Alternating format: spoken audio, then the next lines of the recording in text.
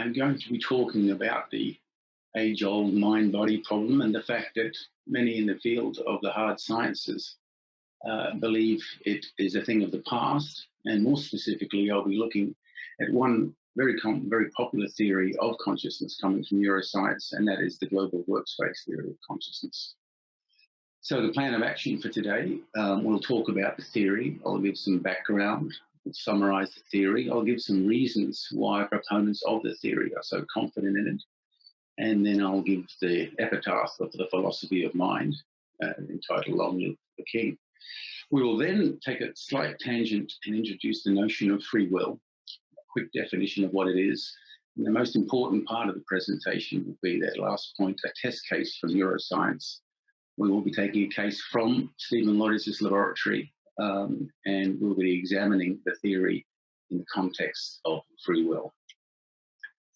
By way of a preamble, the philosophy of mind was the area that spent most of its time looking at consciousness up until just a few years ago, call it 20 or 30 years ago.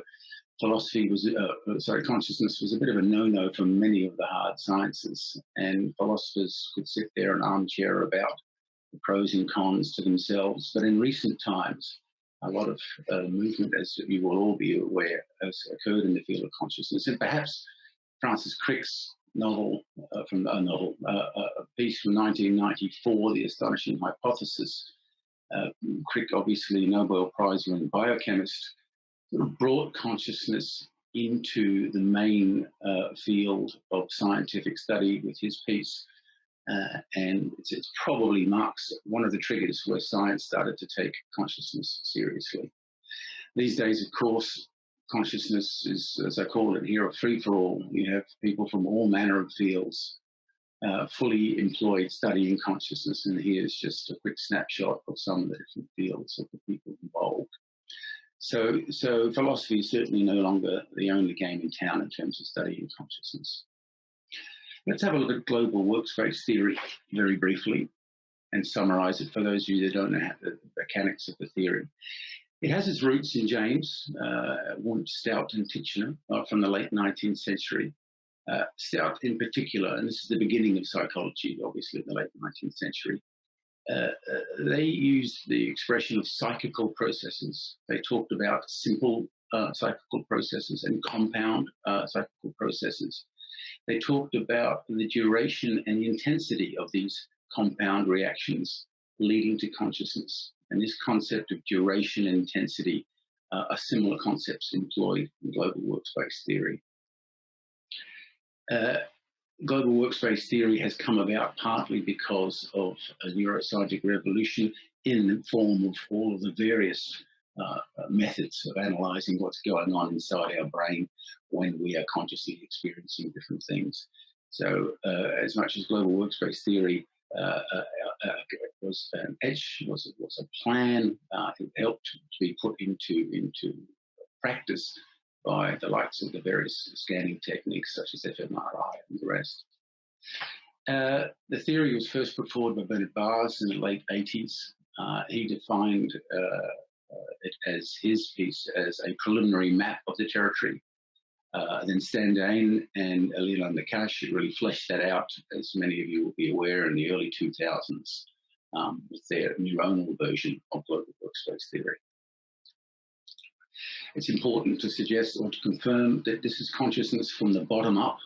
There are many areas of philosophy that discuss consciousness and start more from the outside and work their way in to understand what consciousness is. Global workspace theory very much starts from the neuronal level and works its way up. Now, in the title, workspace theory, the workspace is an analogy.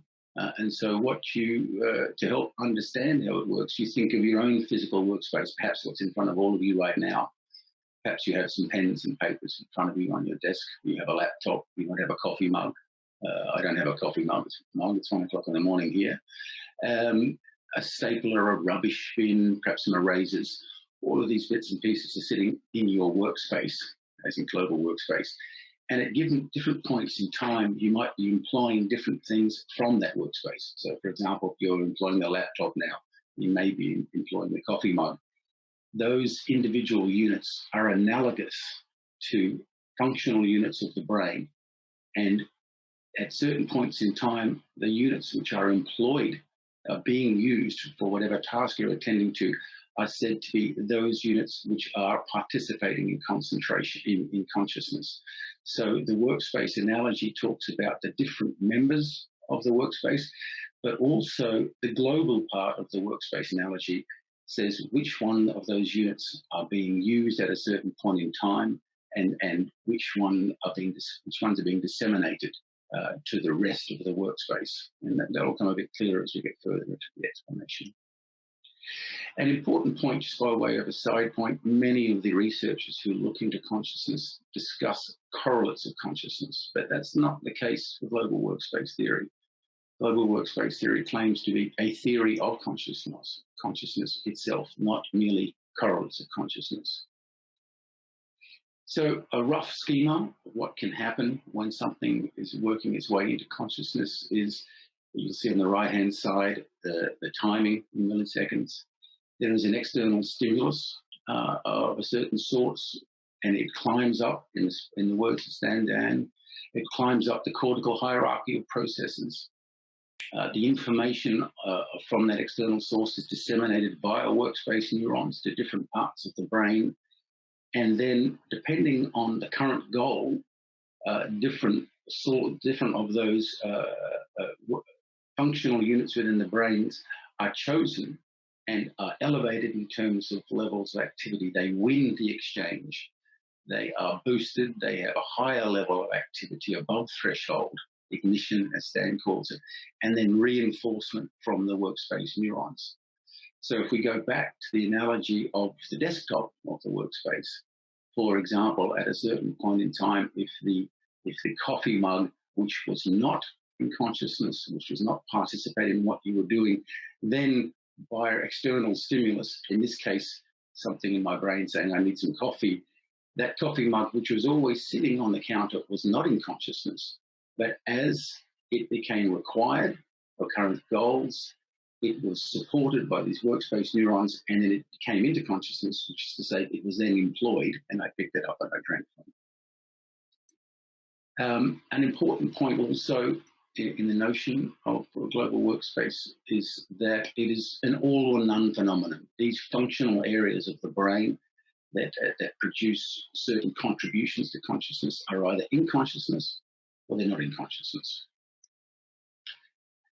In terms of support for the global workspace theory, I'll just give you a quick summary first of two descriptions of the process of the theory from Bernard Baars and Stan Dan. Baars puts it that the processes, the individual functional units, compete to cooperate and gain access to this global workspace that underlies consciousness. It enables them to send global messages to any other interested systems, so the whole global part of the global workspace. And any conscious experience that we experience emerges from the cooperation and competition between these many different input processes. In a more contemporary explanation, what Stan Dan would say is what we subjectively experience as conscious access is the selection of a given functional unit, amplification of that functional unit, broadcasting of that functional unit to many distant areas of a certain piece of information that is selected for its salience, what's needed now for me as a beast, as a human being, or relevance to my current goals. Now, in order to help support the theory, the global workspace theorists, who come primarily from the psychology and neuroscience background, have also employed the services of philosophers. And this is a picture here of Stan with Dan Dennett. Dan Dennett came up with a theory that he entitled Fame in the Brain, but it was very much analogous to global workspace theory.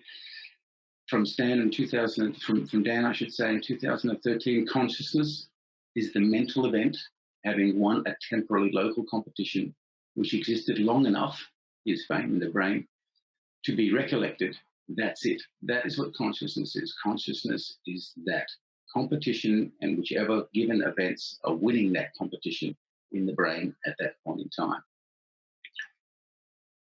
In order to help flesh it out, let's look at some reasons for the confidence, some reasons that global workspace theory has gone from from merely a blueprint to something that looks like it's tangible.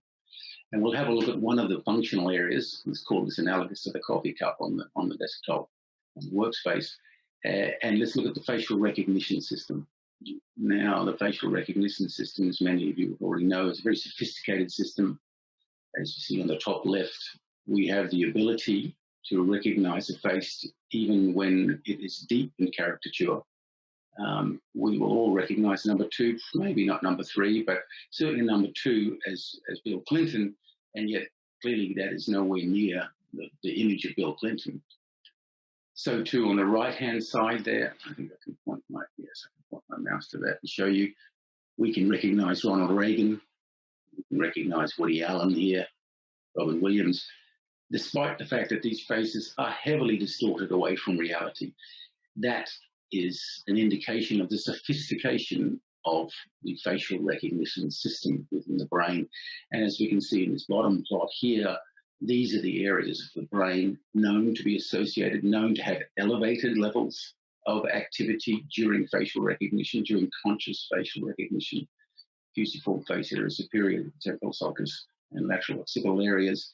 And this is an example of what global workspace theory would say, well, here you can see this disparate area of the brain, and when someone is consciously experiencing, recognizing a face, they're employing this system. This system enters consciousness, and you see elevated levels of activity of these areas, and then the dissemination of the fact that those areas are elevated to other areas of the brain. Looking further at the reasons for confidence, focusing still again on the facial recognition system. Of course, that last slide was taken from fMRI imagery. This is some work from Tsao in 2006, where he put probes directly into a cluster, a very small cluster of neurons, 175, in a macaque monkey. The images on the left here were shown to the primate, and the images on the right, the picture on the right shows the relative levels of activity, the action potentials. And as you can see, when the macaque saw faces, they have a facial recognition system, there is elevated levels of activity, significantly so, above norm. And when these other sets of images, bodies, fruits, gadgets, hands, a scrambled image, were shown, there's no such activity. So once again, you can see here the principle that consciousness is associated with this higher level of activity in parts of the brain, in this case, parts of the brain that have a function of recognizing the face. So in theory, the macaque monkey, the area of the brain where this 175 neurons are, when the macaque monkey is looking at a hand, despite the fact that the area of facial recognition is still functional in that brain, it is at lower levels of activity down here because that area of the brain is not needed right now for consciousness. So therefore, that area of the brain is effectively being suppressed in its activity, or that functional area of the brain.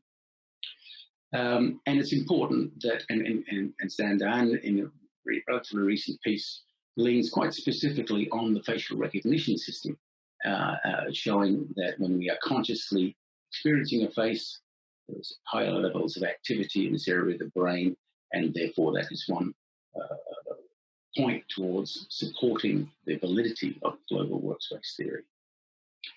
I won't go into this slide in too much detail. Stan did some work effectively synthesizing a neuron. On the left-hand side, this is the schema of a digitally or of a code-produced neuron. He put together a bunch of these and effectively formed a thalamus, and then looked at some stimulus. He put some stimulus into them, and lo and behold, the behavior of this piece of software expressed the same kind of behavior that you might see in the brain. It gave Stan the confidence to suggest that the basic phenomenon underlying the autonomy of consciousness is when you have that kind of architecture, that kind of informational architecture like our brains, then consciousness will emerge out of that. An important point that needs to be made here is that by definition, obviously, All of these theories rely on a hard version of determinism. I won't go into the details of the different types of determinism now, but they are predicated on a scientific determinism. The result of all of this is some bold statements, quite frankly, from the theorists of global workspace theory. The study of consciousness is now a scientific challenge. It is no longer a philosophical challenge because we have discovered the objective mechanisms of subjective processes. Bernard Baars, way back when, early in the emergence of the theory, suggested that not since the times of Galileo and Copernicus have we seen such a revolutionary change. Most of the announcements that we hear in science turn out to be false alarms. But today we actually find ourselves at one of those rare nodal points in the evolution of human understanding. For the first time since William James, serious brain and psychological scientists are exploring conscious experience, often under obscure labels, but with far better evidence and theory than ever before. Far better evidence than ever before. So I put this slide together just to make sure we realise that the claims of global workspace theory are quite strong. That yes, this is the architecture that can be used to explain consciousness. And in the same breath, that famous mind-body problem, which philosophers have spent a couple of thousand years wrestling with, is a bit of a myth, in fact, as far as Baars was concerned. So that's where we stand with respect to just getting a background of global workspace. Let's have a quick introduction of what this thing called free will is. This is John Searle, American philosopher, and I love his charming gentleman to listen to speak. When he explains free will, he says, well, here it is. I just decided to put my arm in the air, and guess what? The damn thing went up, as John would say. Free will, it's important that we understand it as effectively the ability for an individual to decide, the ability to do what they want to do, that the feeling that they can do what they want to do or not do, take a certain action. It is straightforward, non-predictable action, and that action doesn't need to be a physical action, it can be a thinking action. Patrick Haggard, who spent a lifetime looking at volition over at UCL, would define free will indeed as a constitutive feature of ourselves as persons. Free will is one of the core notions that we have as human beings. We live it every day. We wake up. We choose what we're having for breakfast. We choose, or we have the perception at least that we choose. We have the perception that we have free will and that our fellow man and woman has free will as well. Michael Frater is a philosopher of antiquity. He put it nicely, I thought. The notion of free will is an ordinary notion, part of the repertory of notions in terms of which the ordinary person thinks. Free will is just something we have. We thought we've had forever, and we basically don't think about it much, but we just think, okay, we have the ability to control our actions. It's important, I put it in these simplistic terms because we need to differentiate the compatibilist notion of free will, and that's a historical, philosophical notion. William James was one person who didn't have a lot of time for the compatibilist notion. Here's a quote. Nowadays, we have this thing called soft determinism, which abhors harsh words and repudiating fatality, necessity, and even predetermination. And it says it in the name of real freedom. So that historical, philosophical notion of free will is not of interest for us today. We're looking for the free will that most of us ordinarily feel like we have. Dan Dennett, the chap mentioned earlier, in terms of philosophical support for global workspace theory, he uses the expression, the varieties of free will worth wanting. What I'm going to claim today is that as far as what most people are concerned, there is only one free will, and that's the free will that we all exhibit. The idea that, a second quote from Dan, that we start with the claim that free will is a moral competence. The moral implications of our free will is a whole nother kettle of fish. The fact that we can choose and do things freely in the first place is the free will that we are interested for today's purposes. Here is John Searle raising his other arm. Most hard sciences, and certainly most of you guys sitting here listening today, I presume, have a tough time with free will. And we can get it from Spinoza all the way back in 1677. There is in no mind an absolute free will. The mind is determined for willing this or that by a cause, which is determined in turn by another cause, and this one again by another, and so on to infinity. It's a wonderful statement of determinism. We have this belief that there are scientific laws out there. We'll leave quantum physics aside for now, but there are scientific laws that explain behavior of things, and we live in a deterministic world, and it's very difficult to reconcile free will with that deterministic world. Stephen Hawking had said, and put it in another way, the real reason that we can't predict human behavior is simply because it's too difficult. If we had the supercomputer, I'm sure we could explain it, because there are underlying deterministic laws that drive the actions of the brain and of the world in general. Ben Libet obviously added some empirical meat to this theory, to this disposition. I won't talk about him here. Obviously, his results are somewhat still effective today, but there are many areas to debate about Ben. But just to say that the idea that free will is difficult to get your head around for the hard sciences, Ben Libet helped to support that notion.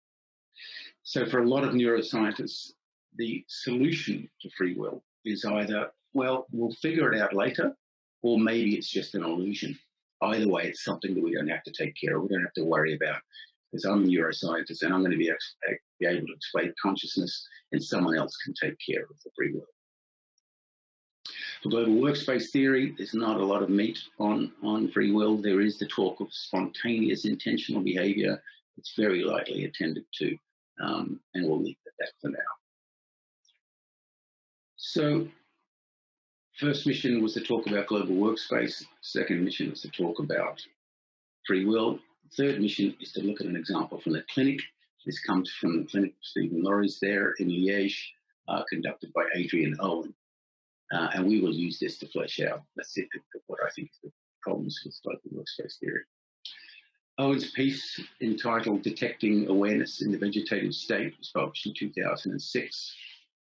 He took, in this case, a patient, a girl, 27, I think she was, who'd had an accident, a motor vehicle accident, and was in what was defined at the time, she had a trauma to the head, what was defined at the time as the vegetative state, now known as unresponsive wakefulness syndrome. And these patients, and this particular patient that Adrian was looking at, had no interaction whatsoever with the world, no eye movement, and yet had full sleep-wake cycles. She was not in a coma, but she was unequivocally diagnosed as non-conscious. She sat there, she looked to all intents and purposes as if she was participating in the world, but there was no signs, none of the classical signs, even the small signs, of any interaction with the world, and therefore was defined as, the term was at the time, vegetative. She did not manifest any spontaneous intentional behavior whatsoever. Adrian and Stephen in their laboratories contrasted, they put an fMRI on the patient, they put an fMRI on a control group, and they asked various questions of the two, and they looked at the responses of the two. One of the earlier experiments they did was a semantic one, and they left semantic prompts, or they gave semantic prompts to the patient and to the control group. And then the left inferior frontal region of the brain, as many of you will know, is associated with language comprehension. And they would read a sentence along the lines of, the creak came from a beam in the ceiling. Now, I've put in parentheses there the different form of the word creak. The word beam can have different meanings. The word ceiling can have different meanings.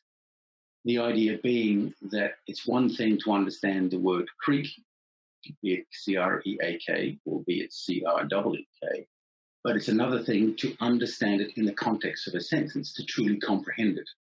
The areas of the brain that are involved with comprehension of that sentence, in other words, differentiating the different forms of creak, beam, ceiling, were active in both the control group and the patient when these sentences were being read out, as was seen in fMRI scans. So Owen and his group were saying, well, hold on, this is interesting, because this patient seems to be comprehending the sentence in the classical sense of what we would expect to see. And, you know, it was a lighting up an elevated level of activity in areas of the brain that global workspace theory would suggest that, okay, there's a consciousness there's a part of consciousness. The unit of comprehension is involved in consciousness at this point in time. But the retort to that was, well, maybe not. Davis did some work on semantic priming in 2007. And it's possible that what was going on was, from the patient at least, was something more along the lines of an automatic response. So then came the seminal part of the work, the imagery with respect to two events. So here, I'm sure many of you have seen this. Some of you in the room may have actually contributed to the production of the work. There is the patient on the top. And you can actually see quite clearly the cranial damage here in the scan versus the control group at the bottom. And Adrian and his peers asked the question of the patient, would like you to imagine playing tennis. And there's the patient's response. The supplemental motor area just in front of the motor cortex is engaged in the preparatory work for in this case, the motor activity of playing tennis. So the imagining of playing tennis employs a certain part of the brain, elevated levels of activity in certain areas of the brain.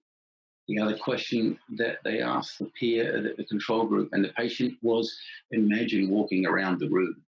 And the areas of the brain known to be active for spatial navigation, these two on the right here, were identical between both the control group here and the patient. So, and again, think about this in the context of global workspace theory. Here we see elevated levels of activity over broad areas of the brain for, in the case of the control group, we know that they are consciously imagining walking around the room in the case of the bottom right diagram. And we don't see anything from this patient because the patient seems to be in a vegetative state and yet looks very much like the patient is imagining walking around the room or imagining playing tennis. So this was groundbreaking, and this looked like a pretty clear-cut case of the fact that this patient was actually conscious. And it's important that we reiterate here with respect to the global workspace theory, all of the hallmarks of consciousness description were ticked off on. We see sustained above threshold activation, in this case, by the way, for 30 seconds at a period of time. You see long distance connectivity active for a minimal duration. These are from the quote from the 2001 piece, the seminal piece for global workspace theory and cognition. All of the activity that we see here in the brain are synonymous with what global workspace theory would say was a reflection of conscious activity. So surely she was conscious, and indeed Owen concluded at the time that she was conscious, that this patient was conscious.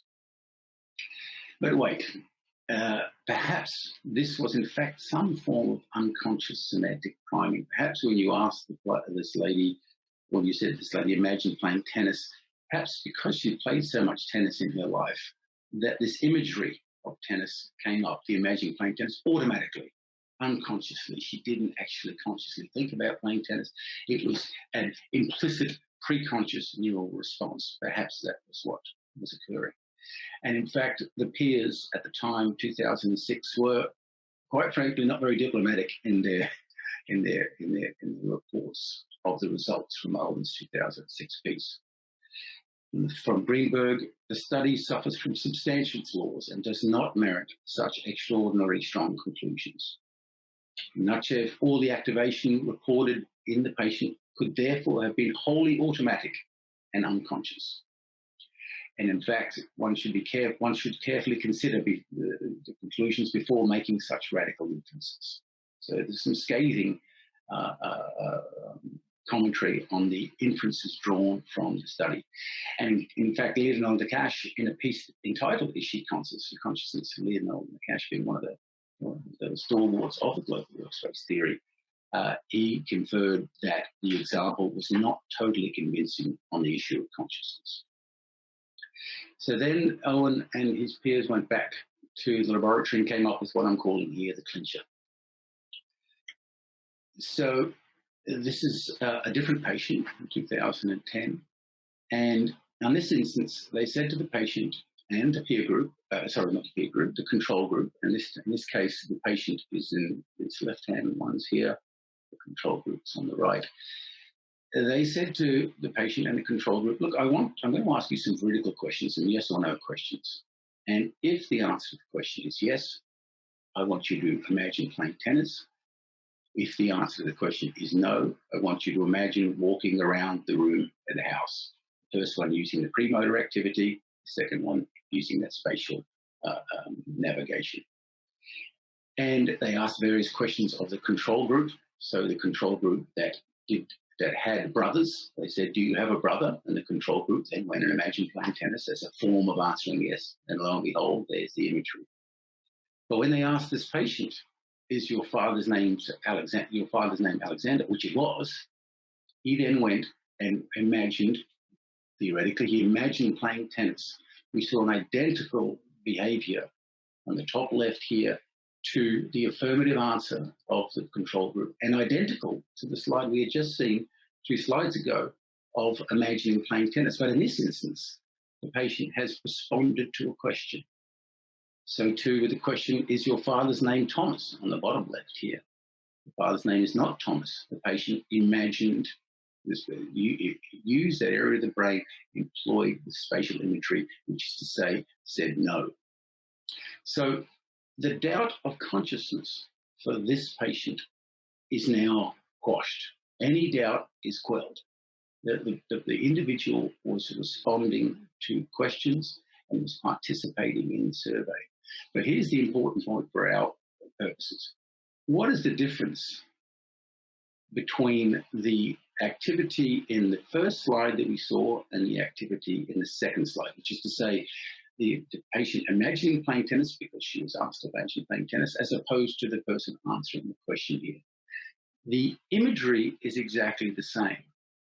The same sustained above threshold activation, this is a quote from Global Workspace Theory, the same long-range cortico-cortical connections were occurring in the two.